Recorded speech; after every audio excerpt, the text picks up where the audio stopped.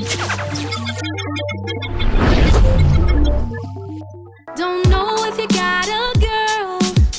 Don't mean no disrespect, but thoughts of you rule my world. My name is Derion, and welcome to Hobbies and Hustles. We're talking to an artist that's probably the most slept on in the R&B game today.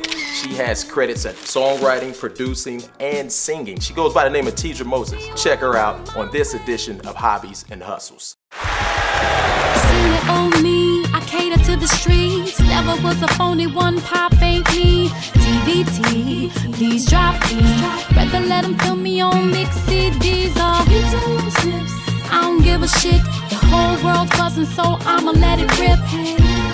Like I'm holding the 4/5. Let them know I'm that shit. Still getting. Now let's get into Teedra Moses. First of all, how did you begin singing? I've been singing pretty much all my life to myself in the shower. But I started out as a fashion stylist, and that was cool, but it wasn't my passion. It was a friend of mine's passion. It was just a hustle for money, just a hustle for money. But music seemed to be something that I could enjoy and make money, so I decided to go for it. Guess I'm just caught between my heart and mind, wanting it to be good, knowing it's not. Crying all the time, praying that a change gonna come. Yeah, that's just like the other day.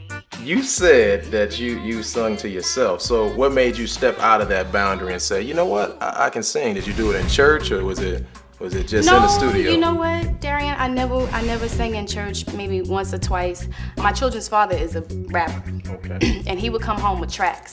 And I would just write songs to his tracks. But, I never would go and record them.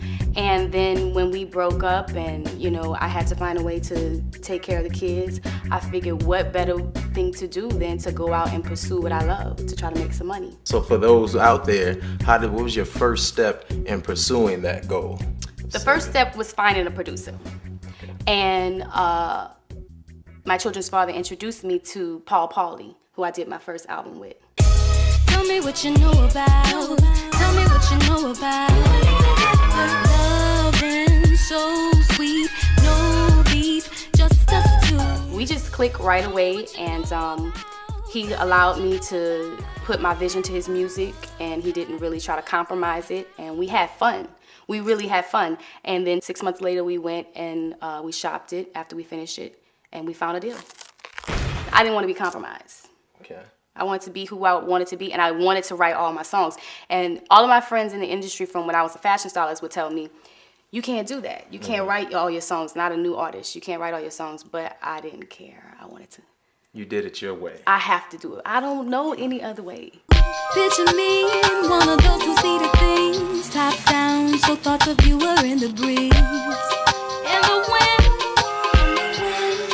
and the wind's in my head. But each time I say I won't be back around, you get me back around, and I know you bring me down. But still somehow you seem to get me high. Happy I sit and think about all of the things that we go through, and I wonder why I stay with you, but there's something in your backstroke. Where does the writing come from, as far as, because you do some deep writing in your music? On that particular album, it was a time in my life for what I was going through. My children's father and I, we broke up because of some really shaky circumstances. So it was like really something really deep going on for me in that part of my life. And then my mother died, and it made me start looking at my life a totally different way. You know what I mean? She was only 52. She suffered from a disease for 5 years before she died that debilitated her, and she couldn't move. So I started being very appreciative of my life and looking at life like I'm not gonna lose. You know what I mean? I may have gone through this, I may feel this way, this guy may have done this to me, daddy may have not been there, all these different circumstances that I may have gone through. All I felt like was I'm not gonna lose, and that's what I put on the album. That's what I wanted to portray. Live in despite of whatever, keep moving, One of the songs I like that was just like a smooth song that you can just get into. All the girls love it. You'll see the girls doing it on YouTube. Just Want to Be a Girl. That one of those songs, that title of that song is very smooth. Got an old beat to it. You know, little Sample sample. that Nas used. Okay. I forget the name of the song. I think it was a Street Fighter soundtrack. Yeah, why don't you give them a little bit of taste just in case. Maybe they heard it, maybe they didn't. Okay, I'll sing a little. Just a little first, little. And I wonder if you even notice me, and oh, you gotta feel me, and I would love you good, just wanna be your girl.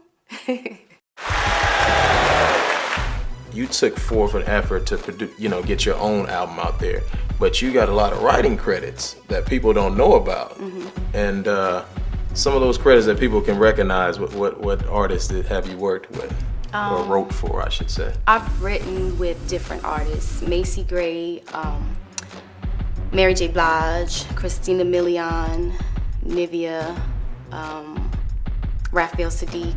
It's been really, really fun seeing how people take to me in as far as my peers, or people that I look up to even. Yeah. And that's huge. That's huge for people to say, okay, I want you to come and get involved in my thing, and they're part of my influence. They're part of what makes me who I am and what I do, So it's really huge. It feels great. Well, the one song that people probably will recognize, well, actually, this is probably the biggest song she had, was Christina Milian's song. And you want to tell people what song that was? Tip it low, pick it up slow.